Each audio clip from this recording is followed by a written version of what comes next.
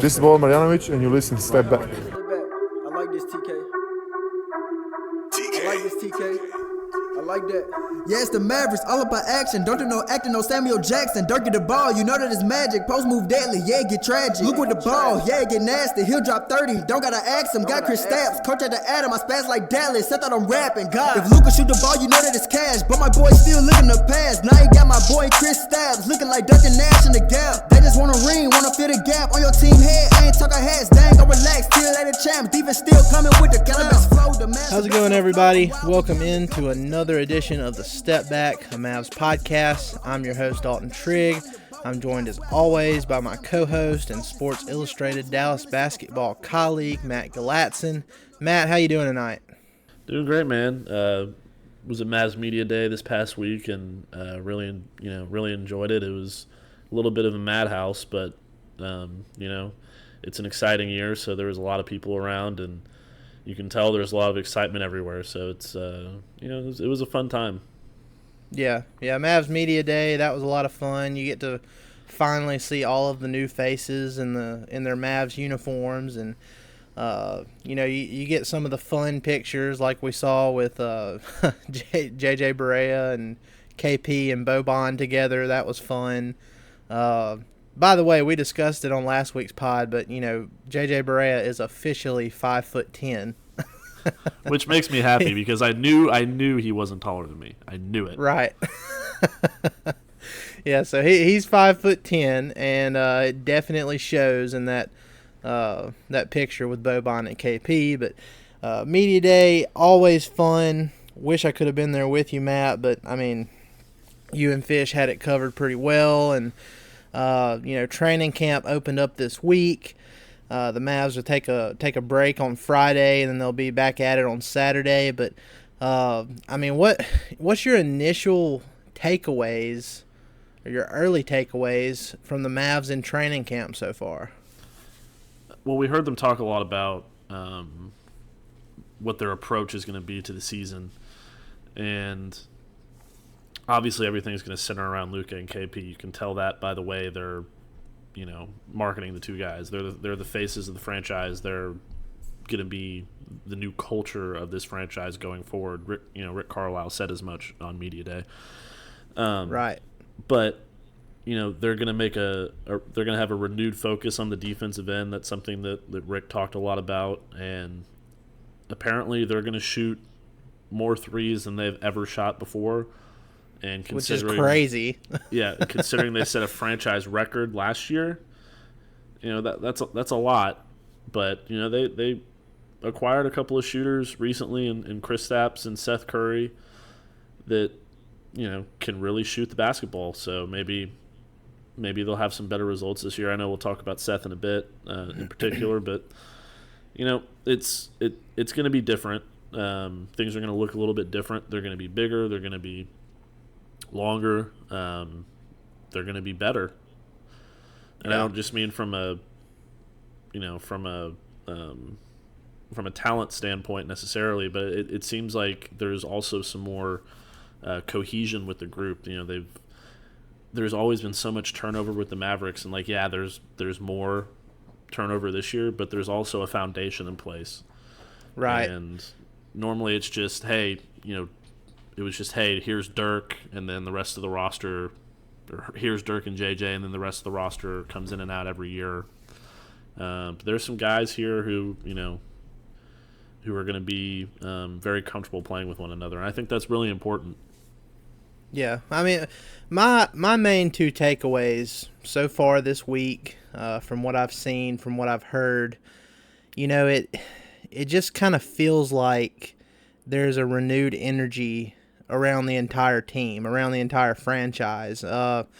Rick Carlisle, he almost seems giddy, which is, not something you see very often from Rick Carlisle. But, he's even hinted that this team really gets along. It's a good group. They already have some really good established chemistry, which is only going to get better as the season goes on. So, I mean, that's the first thing I take away is Rick Carlisle is super happy so far. And if you look back to last year, it kind of felt, before the trade, it kind of felt like he felt obligated to play guys like Wes Matthews and DeAndre Jordan because they were in the last year of their contract, and it was a money year for them, and they were veterans, and we know at least Wes Matthews, he always worked hard, super hard in practice, and especially on the defensive end, and Carlisle respected that. But I mean, there were just a lot of different factors that kind of restrained him a little bit, Carlisle I'm talking about, from doing what he does best. And I think he's going to be unleashed again this year. We know that Luka and KP are starting, but he's not obligated to start anybody this year. I mean, it's like, whoever whoever goes out there and proves themselves, that's who will be in the starting lineup, and that's who will be in the rotation. And I don't know. I think it has a lot of potential to be a really fun team. I think I get vibes from like the pre-Rondo trade 2013-2014 team. And Matt, the second takeaway from this week, and it goes along with what I was talking about with there being a renewed energy around the team and all that. And I'm going to try to word this as carefully as I possibly can, because I don't want people to take it the wrong way. But we were very sad to see Dirk retire. It was very emotional. 21 amazing years, and to go out the way he did, we didn't know until the very last home game if he was for sure going to hang it up. But now that he's retired, and he's having fun, he's getting to eat whatever he wants, he's hanging out with his family. He's moved on. And, it's nice that they can focus on the team again as a whole. And that's not a knock on Dirk. That's not a knock on his final season or anything like that. I'm just saying, there's nothing else like that to worry about now. It's completely, okay, it's Luka, it's KP, it's these people we've put around them. Let's get this done. This is our only focus, is making the playoffs. Is that a fair point? Yeah, I mean, it's okay. The last 21 years have been amazing, and we owe everything we are to Dirk, but now it's time to move forward, and there's a lot of excitement around that. Not because people didn't want Dirk around, but just because the future is bright. Bright future Mavericks, and I think that's totally fair. I think Dirk would probably agree. Right. And if Dirk, if he wanted to come back for a 22nd season, I would have been all for that. That would have been fine. I'm just saying that since he made that decision to hang it up, it's okay to turn the page, and it's okay to have, it's a new beginning for the Mavs. So, you're sad about Dirk, and, you wish he had come back and maybe play one season with Porzingis in action too. But, I don't know. It's also nice to have a new beginning and, new goals and a new future to look forward to. So, yeah. That's absolutely fair. It's what I kind of liken it to is if you're a college football fan. If you've had, take Florida State, for example, or actually Florida State's terrible, so that's probably not a good one. Take Texas, for example. If, they had Mac Brown since 1998, and then they went 15 or 20 years with Mac Brown at the helm, however long it was, I can't remember exactly. But he won a national championship, but by the end, things were starting to wear down, and they needed a new direction, and everybody still loves Mac Brown, but when they hired a new coach, it brought on a lot of excitement around the program and where they can go and how things can change and what things can be different and all that stuff. And that's no knocking against Mac Brown. He's never buying a meal in Austin again. And it's the same for Dirk. He's never going to be more loved. No athlete is ever going to be more loved than Dirk is in Dallas. But that doesn't mean it's not okay to be excited about where they're going. Right. And look, it's been a fun week. Like I said, the Mavs they're not going to have any any kind of practice going on Friday, and then they'll get back to it Saturday, and then Tuesday will be the first preseason game. They'll be in Tulsa taking on the OKC Thunder, and the day after that, just a quick reminder for everybody listening, Step Back's giving away 2 tickets to the Mavs opening game against the Wizards at American Airlines Center. That is the day, Wednesday, next week. So you have 5 more days to sign up for that. It's easy. Just go to Apple Podcasts, subscribe, leave us a review, and put your Twitter or Instagram name in that review so we can identify you if you win. So a little quick note there. But Matt, moving on to our next topic, talking about being excited about the future and, especially this season, because we've never seen Luka and KP play together before. So we kind of get an idea of what it's going to be like. I mean, on paper, their games seem to mesh seamlessly, but we just haven't seen it yet. But my question now is, what kind of numbers do those 2 guys have to put up this year? And maybe not just individual numbers, but, what do they have to put up, and what do the Mavs have to accomplish as a team before the All-Star break in order for both of those guys to be All-Stars in a stacked Western Conference? Well, Luka was already almost an All-Star with a terrible team. He had the 3rd most All-Star votes. So, if he can keep doing what he did last year, make some improvements, I think he makes it hands down. Especially being that he's not going to be a rookie anymore. And with Porzingis, I think he has to lead the team in scoring. I think he has to average close to a double-double, maybe like 23, 24 points and 8 rebounds and 2 blocks and around numbers like that. And I think it would help if they were well above 500. I don't necessarily think that's make or break. If they're both playing really, really well and they're at 500 or a little bit below 500 or whatever, they can still make it. But it would definitely help if they had that added power of being a team that is up and coming and pushing for a playoff spot behind also, a successful statistical season, because Luka is, I think his scoring is actually going to go down a little bit. He averaged 21.2 points. I think it'll probably be closer to 19.5 or 20. I think he'll average a little bit more assists and probably around the same in rebounding. Hopefully a little less, because I hope he doesn't have to rebound as much.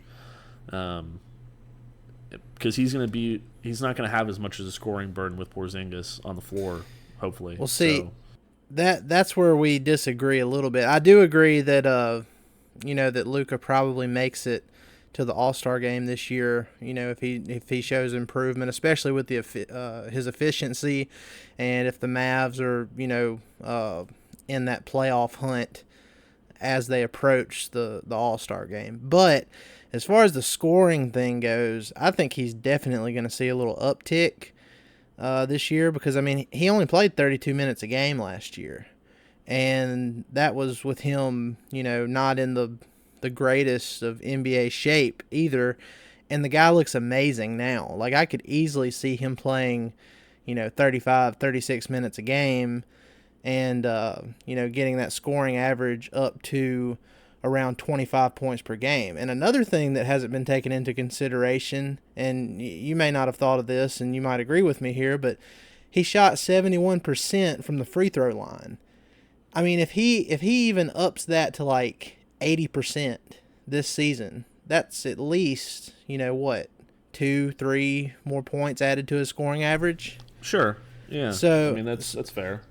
Yeah, and he last year he got to the line 7 times per game, and you never know how that's going to go from year 1 to year 2. But I mean, who knows? It might even go up from there. So, I mean, you just never know. I think, though, we're going to see a pretty decent size increase in his scoring per game. Now, Porzingis,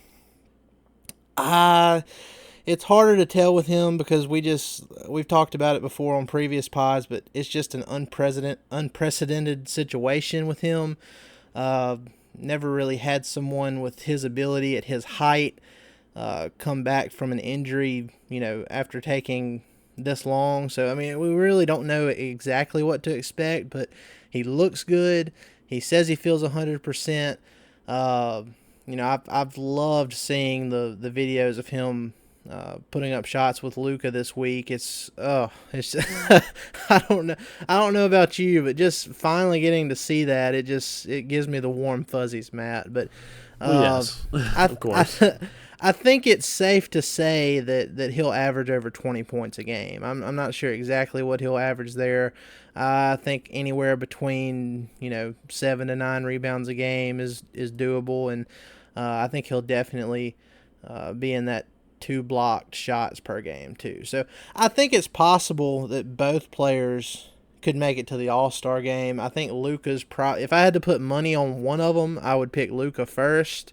But it really just depends on what the Mavs record looks like. And I mean, luckily for them, they don't have the strongest schedule to open. So they should be able to rack up some wins early on, and that would help their chances too. Right. And the only thing that makes me think that Luka's scoring might be down from a numbers standpoint, like a raw scoring number standpoint, it's just that he's not going to have that burden anymore. Like, he's not going to have to put all the pressure on himself to make every shot that he can, because he's got a few other players around him that can do it now, mainly Porzingis and players that can hit shots like Seth Curry. So right, his efficiency, I think, will go up. I just don't think he's going to need to score as much, is all I mean. Right, and I mean he won't have to. That's what I'm saying. I think his points per game is going to go up without him having to have that extra burden. That's what I'm saying. You increase efficiency, whether it's from his actual field goal percentage, 3-point percentage, and then you add in, if he can hit more free throws and get that around 80% or so, all that combined, I think he can do what he's been doing and, focus on hitting his wide open teammates for more assists and still get his scoring up. I mean, him being in shape, I definitely think he'll still play around 35 minutes per game. I don't know what you think about that, but yeah, for sure. He'll be more capable of playing for longer stretches and being more effective that way. But I mean that's my main thing. I don't think he's going to have to shoulder as much of the burden, but I do think he's still going to see an increase just because of, like you said, the efficiency going up. So if that makes sense, his scoring is going to go up, but he's not going to have to overly exert himself to do it. But guys, look, we're going to take a quick break here. On the other side, we're going to come back and talk about a couple of Mavs that have, in my opinion, been flying under the radar as we approach the start of the season. We'll be right back. All right, guys, we're back. We're going to jump right into it again, Matt. There's a couple of players I've been thinking about lately. All the publicity, all the majority of the articles we see out there, it's about Porzingis and Luka, and there just hasn't been a lot of hype, I guess, around Seth Curry and Delon Wright.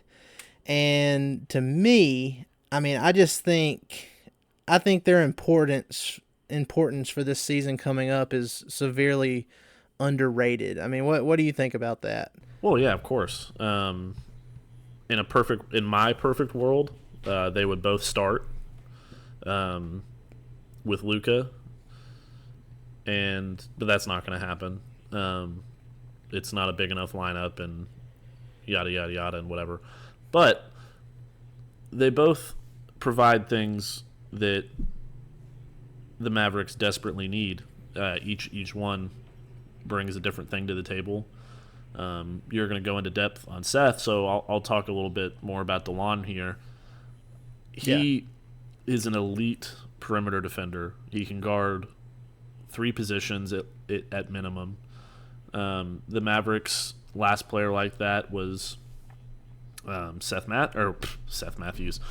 Matthews, and he had obviously lost a step after his Achilles injury. It's no knock on him, but Delon is a much better athlete. He's faster, he's quicker, he's stronger, younger. He's younger. He's not. This is going to sound bad, but I thought that Wes tried. It was too much of a try hard. That's the only way I know how to put it. Well, like I said, it was a contract year, so he was definitely pressing more his last season than he had the couple years beforehand. Yeah, so and of course, I don't think you're off base there. Of course, you have a nicer way to put it than I do. There's no surprise there, but I don't think Delon has any of those detractions. Wes is a better shooter than Delon, but they're not bringing Delon in to ask him to shoot 10 threes a game. So that's fine, whatever. But they haven't had a defender with the defensive skills of Delon Wright on the perimeter in quite some time. Because Wes was supposed to be that guy, but he never really reached those heights. I mean, yeah, he hustled on defense and he was a pest and all that stuff, but when it came down to it, he couldn't stop the guys he needed to stop, especially this past season in tight situations. He quite frankly made a couple of big mistakes that we all remember. We won't get into it right now, but so Delon is going to fit a very specific mold here, and I think it's a really, really important one that they desperately need because they ranked 22nd in total team defense last year, and that's not good enough. I mean, you're right. He's incredibly good on the defensive end. He's going to be an incredible fit next to Luka. That's the biggest thing, though, is how can he hit the open threes? Because he's probably going to get a whole lot of them, and he shot 30% from 3 last year, and that's not going to cut it. He needs to be around that 35%, I think. So we'll see how it pans out. Moving on to the other guy, Seth Curry. I mean, I'm really excited about him, Matt. I'm really, really excited about Seth Curry. He's a 45% career three-point shooter. He's a 50% career three-point shooter from the corners, which I can see him getting a ton of open looks there. And what I like, when I was going back through his games with Portland last year, as the season progressed and, it got towards the end of the season, his minutes increased. And with that, his points per game increased. Like all these different areas of his the box score were increasing for Seth Curry, but his efficiency was the same. I hate to interrupt, but that's an incredible stat. That's really impressive. Yeah, and are you talking about the 3-point percentages? Yeah. Yeah, I mean it runs in the family. He just his dad and his brother and him, they're just, I don't know what they do, but it works. But, like towards the end of last season, there was a point where Seth was playing 28 minutes per game, and he was putting up 15 points, shooting 6 threes per game, and shooting 47.5% from 3. Like, that... like, that's just incredible. And I'm just thinking, like, okay, there's going to be so much attention put on Luka this season and so much attention put on KP and, teams thinking, how in the world are we going to stop these pick and rolls, these pick and pops? And, Seth, he's going to just be chilling in the corner waiting for a defender to go away, and then he's going to end up with these wide open shots. And I'm really excited about it. Now, defensively, I think he's an underrated defender. I don't think he's a great defender, but he did have some big plays in that Portland playoff run this last season. But offensively, I think he can really be a game changer. Yeah, I completely agree, and that they've been desperately in need of a shooter with those kind of skills. I mean, that's one of the reasons they coveted Danny Green so much, is because they needed a knockdown three guy. And obviously, Right. Seth doesn't have the same size and defensive skills, but that is something he mentioned at media day that he's working on, is his defense, and he's an underrated defender. But you know, those kind of shooting numbers just It's unreal. They could only come with the last name Curry attached. Right. It's really impressive. And look, he only played about 18 minutes a game overall last year for Portland. So I'm sure some people would think like, oh well, if he played a lot more minutes, then he wouldn't be that efficient. But that's the thing. When I was going back through like last number of games played towards the end of the season, last 20, last 15, 10, all that, he was right. He was either at 45. He was between 45 and 47%. With his minutes between 26 to 28 minutes per game. So, I mean, the efficiency, it's always going to be there. So, And I don't know how much he's going to play, but I just know he's he'll play going to a be lot. raining threes all season long. He'll play a lot, and I think that one thing that's going to be a little bit different about here than what he had to deal with in Portland is he's going to be open a lot more, because he's going to be on the floor with Luka and KP instead of just with Damian Lillard or CJ McCollum. Yeah. And And I saw he's going to have a lot of looks. Yeah, and I saw a little bit of his sit down interview with Mark Followill and Chuck Cooperstein on Media Day, and they were talking about how his best season of his entire career was the last time he played for the Mavs and Rick Carlisle. And they were like, obviously, and Mark Followill made it a point to say, with all due respect, but he was talking about how this roster is just vastly different from what it was the last time Seth was in Dallas, and you could just see it on Seth's face. He was just like, he was just super excited to be here with these guys, and he said, that he had multiple options this summer for the first time in his career.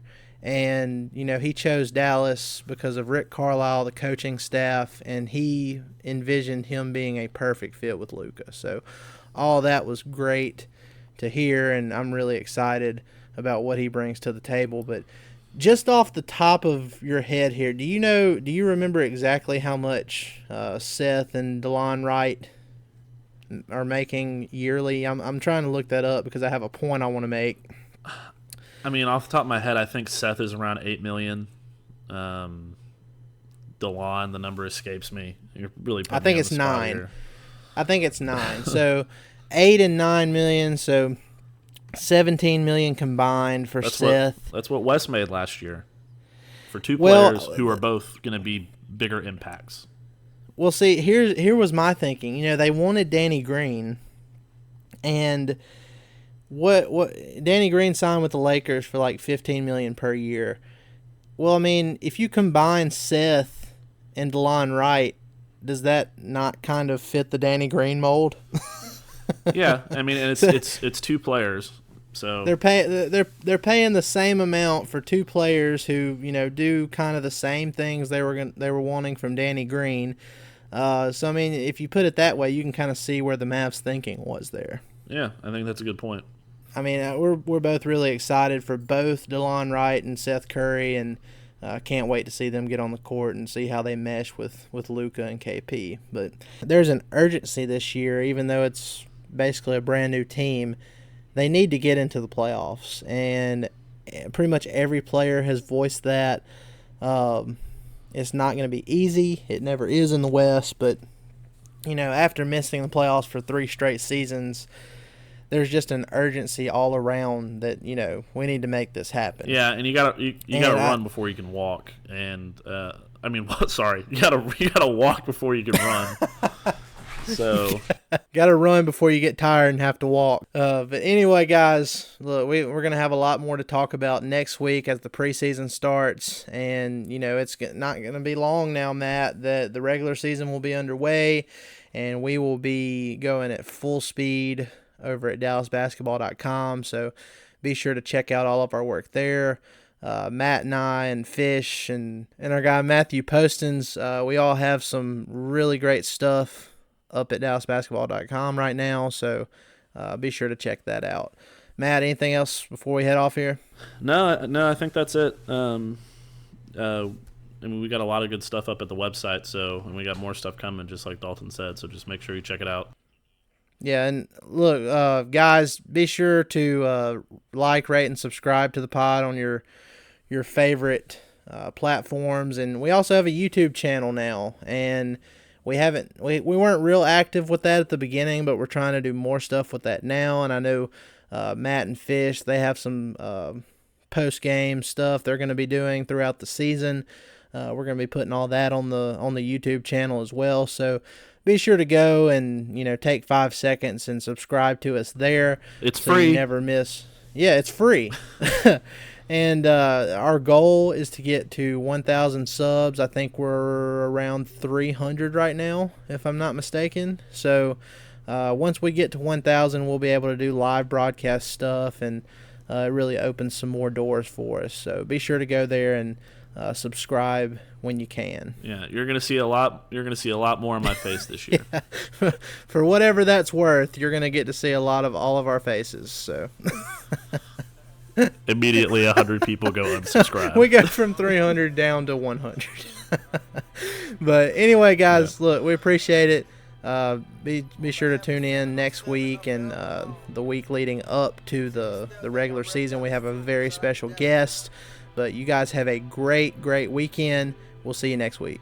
A lot of times feel like I was on the road to nowhere. Tell me why all these people up in my face acting like I know them. Feeling like Luka Doncic, rookie of the year, I'm the coldest. God speaking through me every single track, prophet like Moses. Asking why I gotta wait till I'm dead to go and get my roses.